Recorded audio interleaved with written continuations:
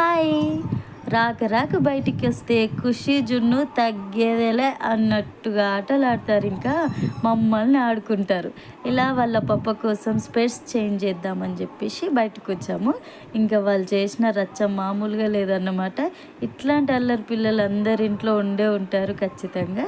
ఇంకా అక్కడ లోపలికెళ్ళాక సోఫాల మీద ఆడుకుంటూ కిందికి మీదికి జంపు చేసుకుంటూ ఆడుతున్నారు.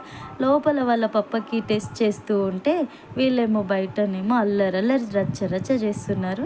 ఇంకా అలా అల్లరిని చూస్తూ ఇంకా వాళ్ళ పప్ప టెస్ట్ అయిపోగానే బయటకొచ్చి స్పెట్స్ గురించి డిస్కషన్ చేస్తూ ఉంటే వీళ్ళేమో అక్కడున్న వాళ్ళ స్టాఫ్‌తో మంచిగా ముచ్చట్లు చెప్తున్నారు. ముచ్చట్లు చెప్తూ ఇంకా సోఫాల మీద క్యాట్ వాక్‌లు అన్నీ ఇంకా జరుగుతున్నాయన్నమాట. నాకేమో కూర్చున్న దగ్గర కోపమొస్తుంది. అయినా ఏం చేయగలుగుతాం, వాళ్ళు వింటారా? ఇంకా అలా పని ముగించుకొని బయటకొచ్చేసి ఇంటికి బయలుదేరిపోయామన్నమాట. మీ ఇంట్లో కూడా ఇలాంటి పిల్లలుంటే లైక్ చేయండి.